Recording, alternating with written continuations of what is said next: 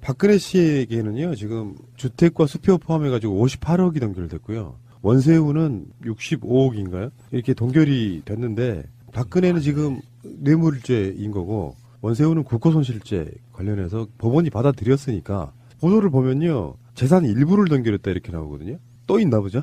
예금 있지 않습니까? 전체 동결된 게 58억이 동결된 거예요. 주택은 쪼갤 수는 없어서 거기에 대한 일부만 동결할 수는 없어서 아마 규모를 주택 전체, 예금, 수표 이런 거 전체 이렇게 될 것 같은데. 박근혜 재산이 얼마예요? 그러니까 이렇게 공개되는 공식적인 게. 그러니까 저번에 27억 정도에 공개됐다가 삼성동 집을 팔면서 40억 차익이 생긴 거예요. 그러니까 지금 이게 그 숫자인 것 같습니다. 이건 아마 이건 그런 차익이고 것 같아요. 그다음에 27억은 그 집이잖아요. 예금 근데 따로 예금이 있는 건 있고 아니, 예금 있죠. 예금 있으면 보통 예금을 먼저 이거를 그냥 바로 줘야. 근데 하는데. 이거는 전두환 추징법에 근거한 집행 과정이잖아요. 네, 어저께 강기정 전 의원이 이 법을 발의해서 진행된 과정을 이제 새날 나와서 말씀하신 걸 들었는데 일명 이게 취재성법, 강기정법 같이 연결지어 안 하면 또 삐져요. 플러스 전두환 추징법.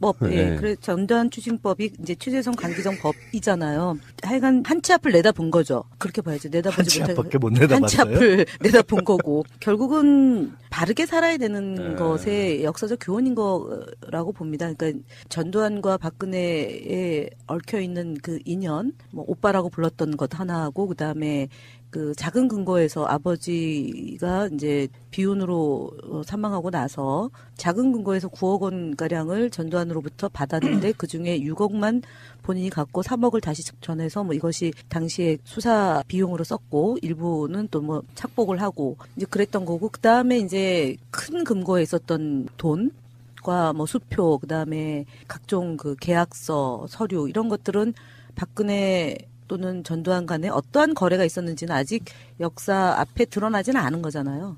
그것이 최태민에 의해서 재산이 관리가 됐고 그리고 그것이 최순득과 최순실에 의해서 이제 쭉 그 소위 박근혜의 재산이 이제 관리됐다라는 게 이제 정황이고 그것이 최순실 재산 몰수를 위한 이제 활동이 또 있는 거잖아요. 한 축으로 있는 거고 지금은 이제 공식적으로 드러난 이제 재산 신고 과정 대통령 시절에 드러난 재산 신고와 그다음에 이제 사전 매입 과정에서 이제 취득한 이익분만 지금 법원이 이렇게 이제 몰수하기 위해서 동결한 건데 더 나오는 거죠, 뭐. 이게 보니까 그 주택 판 차액 30억 수표로 출금해서 네. 변호사한테 맡긴 거 있잖아요. 네. 그거 플러스해서 이렇게 된 거고 예금은 동결 대상에서 제외했군요. 네. 이번에. 그러니까 이것은 아마 확정되고 나면 추징할 수 있는 거기 때문에 네. 추징하면서 아마 예금은 선압류할 거예요. 아마 그래서 이번에는 그거는 당연히 이제 나가는 건 그 사이에 이제 별도로 이것은 처분하거나 할 수 있기 때문에 양도나 매매를 못하게 하려고 우선 특활비 액수만큼 재산을 추징하는 명령을 내릴 수 있다 이렇게 돼 있으니까요. 예. 그러니까 이제 액수는 그렇고 근데 네. 그 중에 어떤 재산을 딱 이제 블락킹하느냐 이제 그 선택을 한 거죠. 그 아까 그 얘기 하셨잖아요. 전두환 추징법? 네. 좀 더 정확히 말하면 공무원 범죄에 관한 몰수특례법. 정말 이건 코미디라고밖에 볼 수 없는 게 박근혜는 전두환 씨에 대한 구원 같은 게 있었나 봐요. 그래서 최재성, 강기정 의원 등이 주도한 발의한 이 법이 지지부진하고 있으니까 그 당시 새누리당한테 전화를 지시를 해서 네. 이거 통과시켜라. 그랬는데 이 법에 딱 발목이 잡힌 거고 거기서는 이제 본인 말고도 3자에 관련된 부분 여러 가지 재산을 아주 폭넓게 압류하고 추징할 수 있게끔 만들어 놓은 법에 자기가 사실 1호로 딱 걸린 거예요. 거죠. 이건 정말 좋은 거죠. 이거는 진짜 이건 신의 뜻이라고밖에. 그래서 최재성 의원하고 강기정 의원의 노고에 우리는 진짜 박수를 보내야 됩니다. 예. 그때 저도 기억이 나는데 저는 그때 이제 국정원 여직원 감금 사건으로 이제 열심히 이제 파헤치고 있고 한편에서는 이제 전두환 재산 몰수하겠다고 해서 사저 앞에 가서 기자회견 했죠. 그때 이제 주동했던 분이 최재성 의원이고 강기정 의원. 그다음에 지금 화성의 국회의원 하고 계시는 이원우 의원 이런 분들이 좀 주도적으로 했죠. 네. 자, 박근혜 씨는 그렇고 국고 65억 손실, 원세훈도 재산이 동결되는데 원세훈 이분의 특성이 좀 특이한 게 언론상에 많이 노출이 되니까 한번 캐릭터가 한번 눈에 보이는데 국정원이 갖고 있는 건물이 하나 있고 그 건물에다가 일종의 그걸 뭐라고 하나 스위트룸이라고 해야 되나? 리모델링을 해서 네. 이제 예, 예. 자기들이 따로 사적 사는 공간으로 공간을 사용하는 만들어오고 이거는 굉장히 원세훈 부인이 즐겼다면서요. 돈도 많이 들였다 그러대 그것도. 그러니까 원세훈 부인 자체가 그런 권력을 굉장히 즐겼던 사람처럼 보여요. 이야기를 쭉 들어보면. 그래서 다시 저번에 구속될 때 MB한테 불같이 화를 냈다는 거예요. 예, 우리만 이렇게 당할 수는 없는 거 아니냐. 예. 근데 그 지금 이제 이따가 다시 이야기가 나오겠습니다만 원세훈은 이명박 옆에 붙어서 사실 부귀 영화를 다 누렸어요. 그렇죠. 국정원 고위직은 다 돌아가면서 한 거죠. 네. 사실은 국정원장을 우리가 뭐 이런 사람의 격이나 급을 따진다는 것은 조금 부적절할 수 있지만은 국정원장을 할 수 있는 그런 뭐 캐릭터는 아니죠. 스펙이라든가 캐릭터나 그런 경력을 쌓은 분은 아니죠. 저희 그러니까 이명박의 처음에 아바타죠. 서울시의 네. 공무원으로 하면서 네. 부시장으로 이제까지 간 건데 거기서 이제 수족같이 했겠죠. 그러면서 진짜 벼락출세를 시켜준 거죠. 사실은 우리가 주로 이제 정말 방송할 안 때마다 푸나님이 좀 안 좋은 애가 있으면 이제 원장님한테 책임지라고 그러잖아요. MB와 관련해서. 아, 그러네. 그랬죠. 그렇죠. 근데, 새해를 네. 맞이해서 그래서- 우리 잘 해봅시다. 그래서 제가 또 지금 이 사람 주제를 무슨 얘기 바꾸는 하려고 그래요? 건데 네.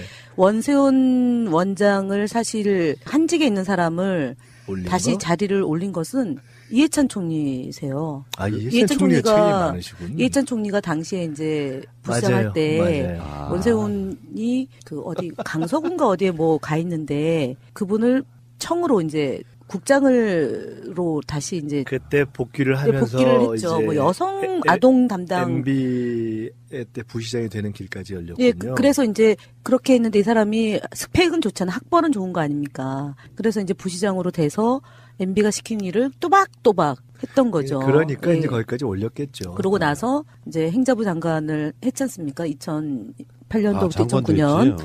하고 바로 직후에 이제 국정원장 하면서 4년 임기를 꼬박 채우고 그리고 이제 그 와중에 우리가 그 유명한 댓글 공작 그다음에 정치 개입 각종 그 사건 사고를 그야말로 소리 소문 없이 이제 했던 그런 근데 하여간 서울시의 순공이죠. 공무원, 공직자로 시작해서 이런 방식으로 가서 국정원장까지 간다는 건 굉장히 특이한 경우고요. 그러니까 아주 중립화해서 얘기한다면 하여간 시키는 일을 또박또박 잘하는 네, 스타일이니까 그렇게 올라간 네, 건데 그런 것 같습니다. 이 총리가 잘못하셨네요. 그래서 지금 갑자기 급 동지가 하나 생긴 것 같아요. 그 조순시장 때죠. 그렇죠. 아, 그런 얘기를 하셨어요. 내가 봤던 그 사람이 이 사람인가 할 싶을 정도로 사람이 그 누군가에 의해서 쓰임이 있을 때 정말 되게 충실한 공직자가 저렇게 변절하고 국민을 피해를 주는 자리까지 갈 수 있다라는 점이 놀랍다라고 얘기하면서 예를 드는 거죠. 그 대목에서 제가 한 말씀 드리면 제가 사실은 이제 어제도 조금 비슷한 생각을 하나 했었는데 우리가 가끔 영혼이 없는 공무원이다 이런 얘기를 해요. 행정학에서 나오는 용어라면서요. 근데 네. 그게 굉장히 중요한 거거든요. 그러니까 제가 뭐 이걸 왜 했냐면 현재 공무원들 중에 일부가 야 참 저 왜 영혼이 없이 저렇게 하지라고 해서 제가 굉장히 조금 화가 난 그런 게 있어요. 제 개인의 어떤 피해가 아니라 왜 저런 일을 저렇게 하지라는 생각이 들어서 근데 그렇게 이 공무원에게 정말 필요한 게 위에서 시키는 일을 그때그때 한다라는 것도 있을 수 있지만 더 중요하게 정말 영혼과 방향에 대한 고민이 계속 굉장히 중요한 거예요. 근데 그렇지 않은 경우를 제가 꽤 봤거든요. 김대중 대통령 때 예를 들어 저 햇볕 정책과 관련해서 상당히 뭐 높은 자리까지 갔던 분이 그 뒤에 세상이 바뀌고 나서 또 비슷한 자리를 계속 유지했는데 전혀 반대 일을 한 예를 들어 이런 분들이 있어요. 그거 보면서 야 참 지금 누구예요? 있어요. 이니셜. 이니셜이라도 얘기해 글자만. 주셔야지. 저 지금은 뭐 하고 계세요? 지금은 놀 거예요 아마. 혹시 전직 외교관이라서 이번 성명서에 가담하신 분은 아니죠? 아, 그거 한번 확인해 봐야 되겠는데. 근데 참, 이제 그런 분들이 있어요. 그래서 사실은 뭐냐. 정치가 공무원이나 공직자를 이끌어야 되는 거고요. 그 정치가 잘해서가 아니라 정치는 늘 국민 대중과 연결되어 있기 때문에 결국 국민이 이끌어야 되는 거거든요. 그게 안 되면 굉장히 많은 문제가 생겨요. 그러니까. 어쨌건 그 원세훈 원장에 대해서도 이제 재산이 동결되는데 이런 것도 좀 사실 최근에 보는 모습이에요. 재산 동결되는 걸 보면서 그래서 시대가 바뀌는 거구나 이런 생각이 좀 드네요. 그러니까 그 박근혜 대통령이 이제 국선 변호인으로 해서 이제 그 피해자 코스프레를 하다가 재산이 동결될 것 같으니까 유영하 변호사를 다시 불렀던 거잖아요. 물론 변호사법 위반했다라고 서울 변호사협회에서 이제 유영하를 고발했는데 그걸 딱 보면서 박근혜 대통령이 전 대통령이 그러니까 뭐 뉴스도 안 보고 자기와 관련된 모든 일체의 내용을 다 이제 닫고 이제 벽면수도하는 것처럼 우리가 그 뭐 이렇게 상상을 했는데 그것이 아니라 정말 꼼꼼히 본인과 관련된 내용을 예의주시하고 있었다라는 것이 이번에 그 유영하 변호사를 바로 불러들여서 그러니까요. 이렇게 대응하는 걸 보면서 야, 그 피해자 코스프레는 뒷전으로 진짜 돈 앞에 무릎 꿇는 네, 박근혜 그러니까요. 참 재산 관리는 꼼꼼하게 하시는 분이다. 네. 그런 걸 입증해 준 사건으로 이 법이 없었다면 또 어떤 일이 있었을까라고 생각이 드는 순간 다행이다. 우리 더불어민주당 정치인들 중에 정말 이렇게 열심히 우리나라의 민주주의와 인권과 평화와 통일을 위해서 활동하고 있던 많은 선배와 그 동지들과 후배들이 있어서 여기까지 예. 왔다라는 자긍심이 있습니다. 그러니까요. 감옥에서도 눈과 귀가 있고 아, 참 진짜. 슬기로운 감방 생활이십니다. 드라마 제목 아니에요? 그거 요즘 챙겨보고 TV에 떴잖아요. 너무 재밌어요.